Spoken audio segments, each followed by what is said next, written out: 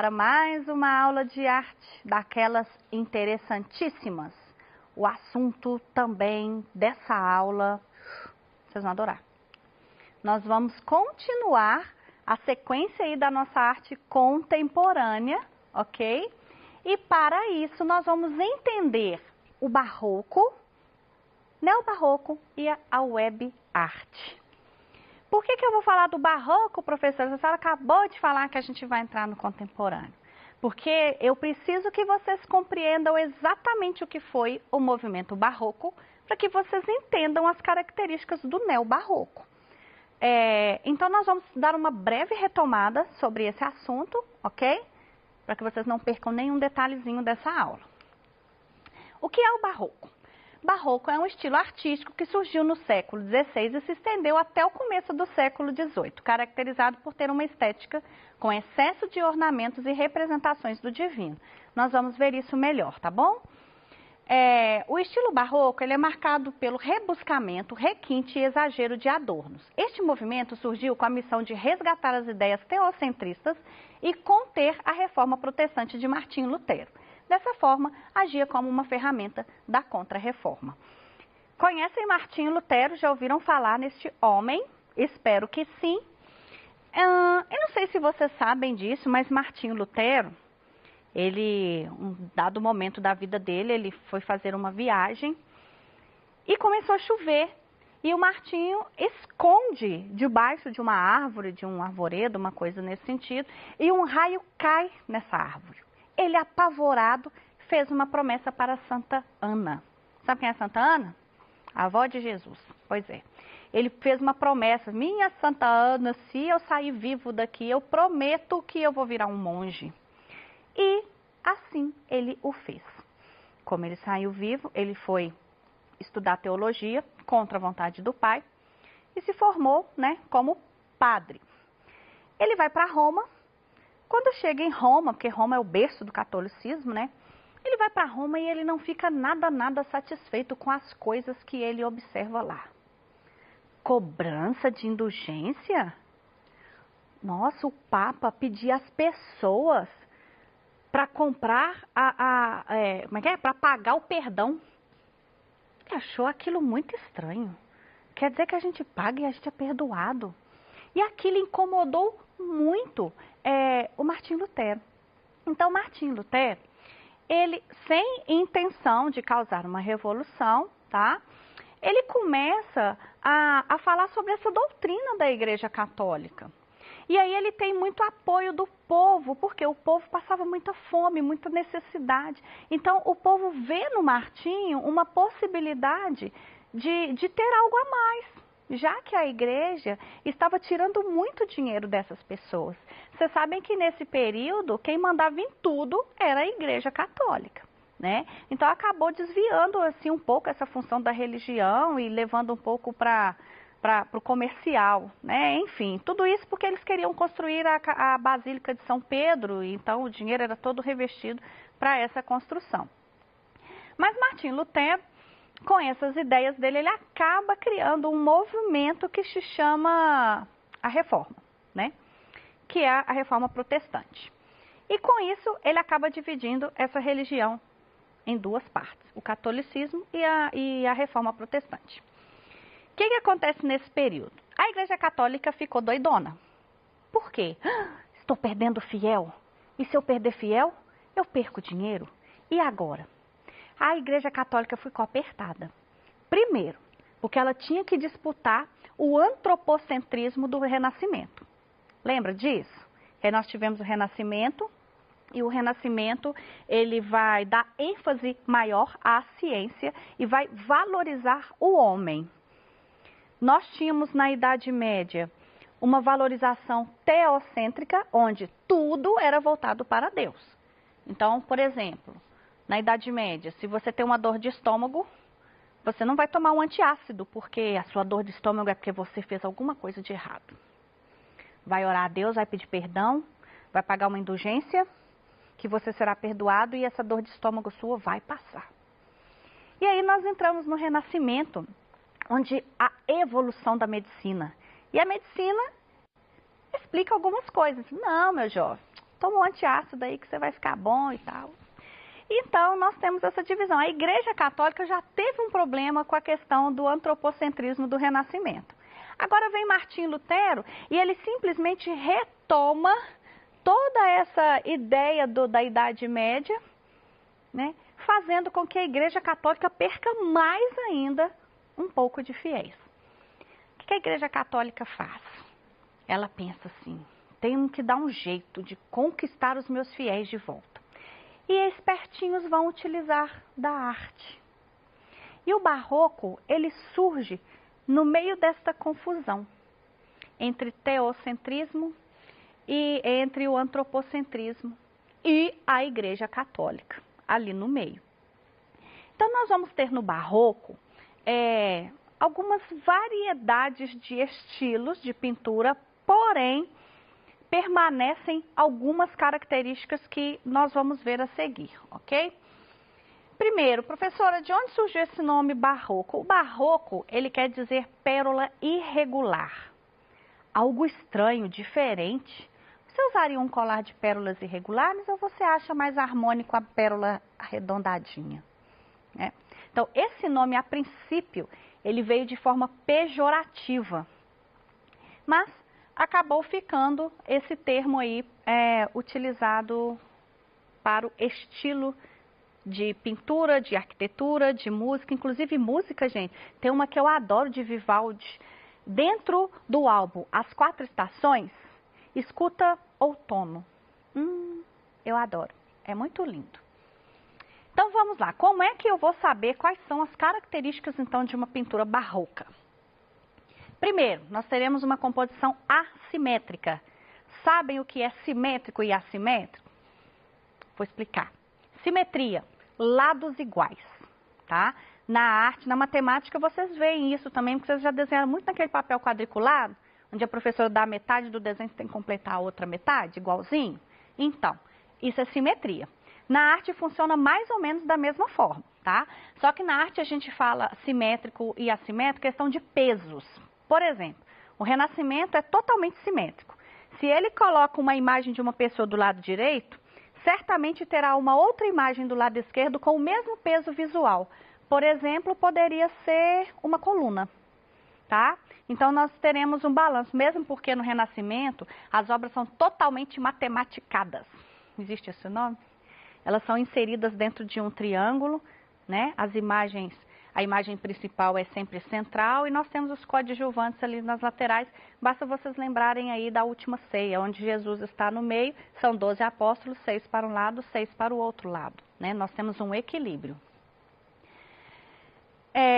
Nós temos uma composição em diagonal, vou mostrar isso para vocês no desenho, monumental, retorcido, substituindo a unidade geométrica e equilíbrio da arte renascentista.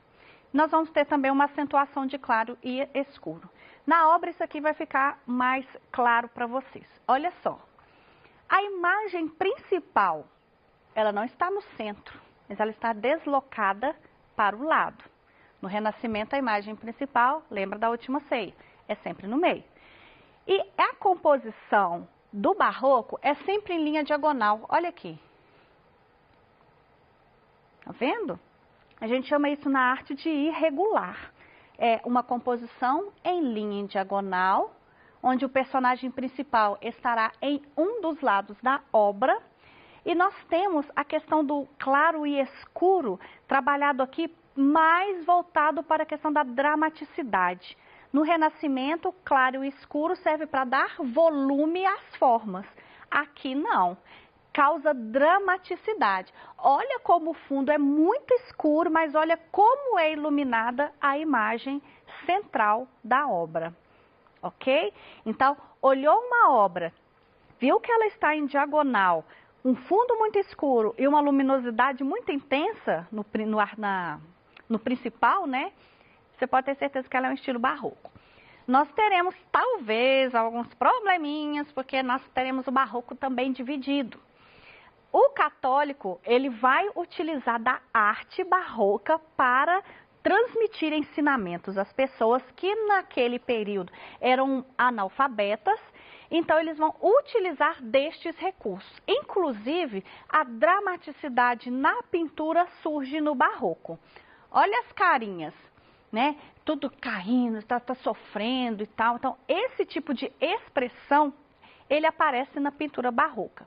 Acontece que nós vamos ter o barroco protestante, né? Que é a linha do Martinho Lutero, que ele vai diferenciar bastante nessa questão do escuro, do claro e do escuro. Do Martinho, ele é todo claro, praticamente. Nós temos um ou outro quadro aí, por exemplo, a mulher com brinco de pérola, que é muito conhecido, uma de lenço azul, tem um brinco, ela vai ter um fundo escurecido.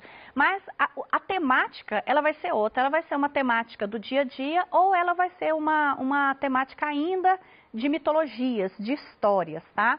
E nesse barroco mais do catolicismo, ele vai trazer somente imagens de passagens bíblicas. Combinado? Ok. Agora sim, nós podemos falar do neobarroco.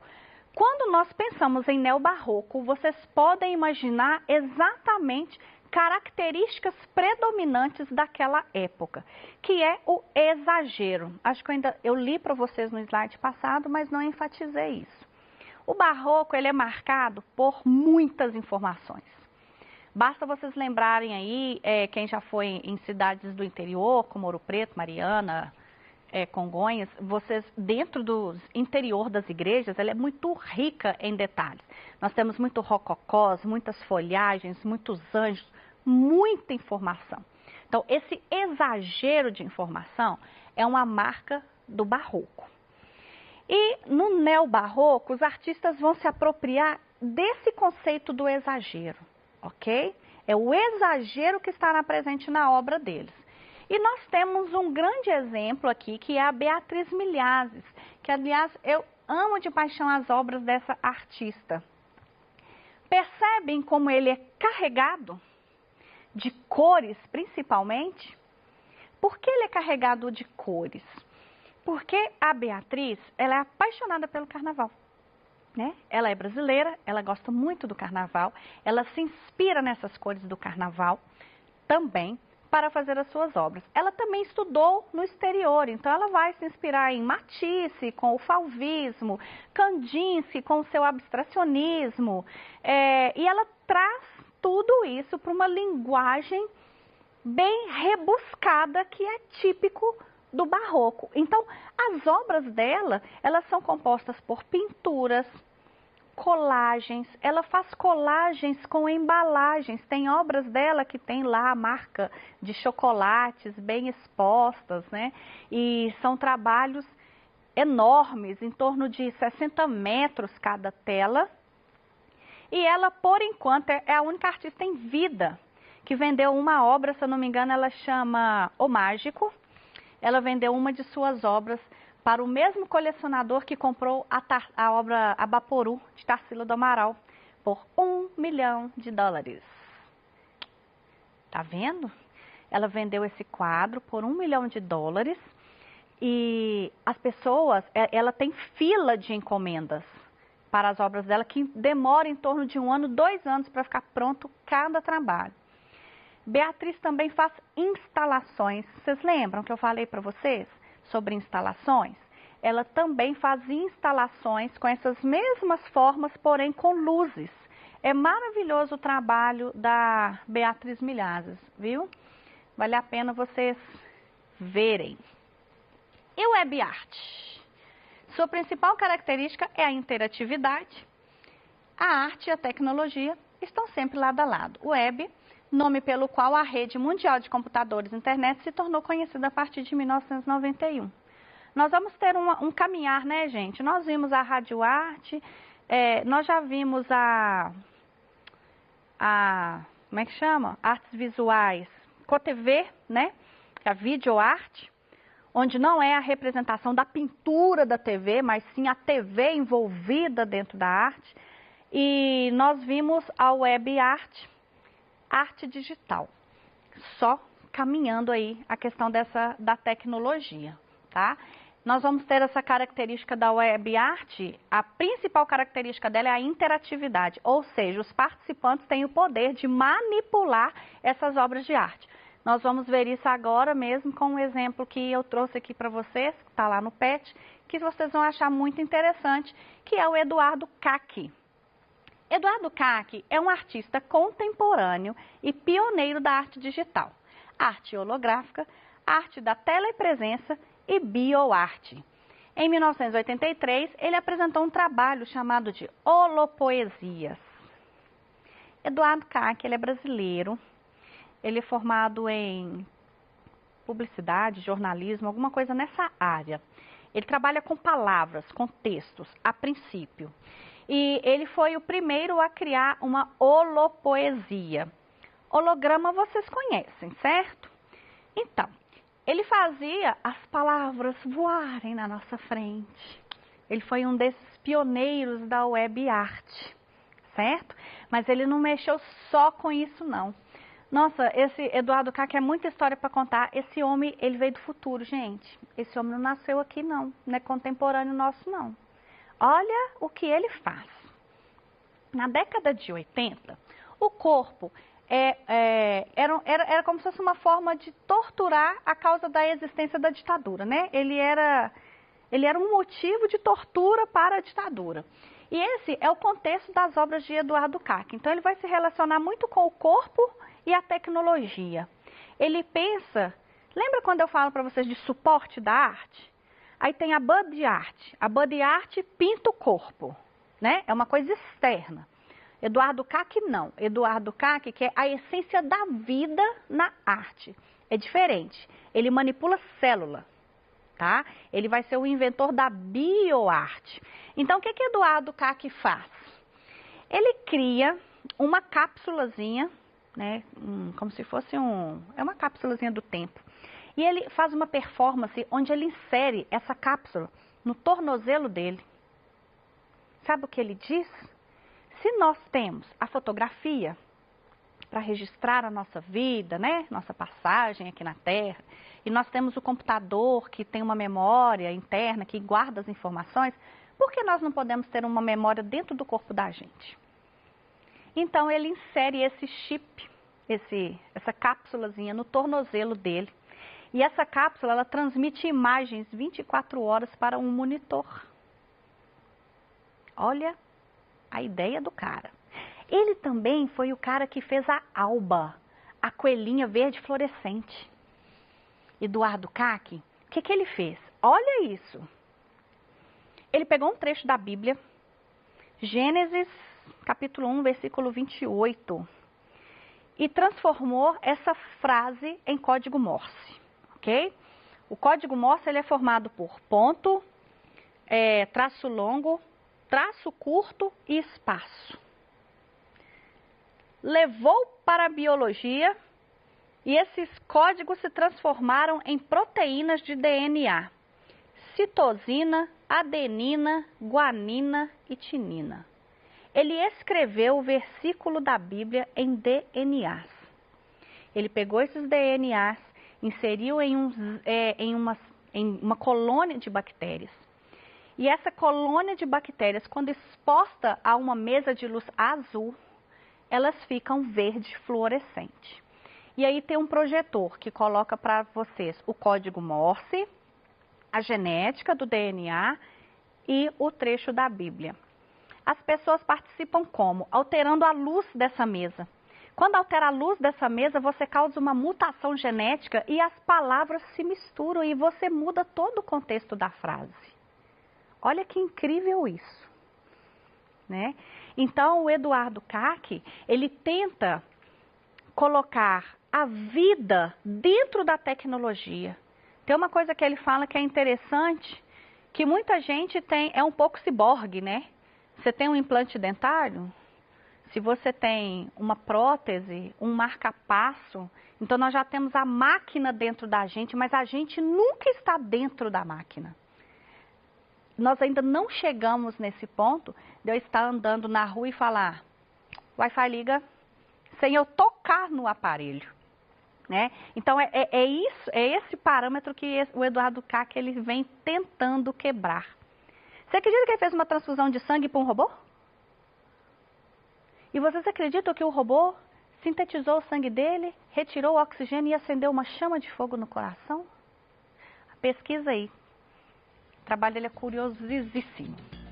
Bom, espero que tenha ficado claro para vocês a aula de hoje e agradeço a presença de cada um de vocês. Muito obrigada, um grande beijo. Até a próxima aula, pessoal.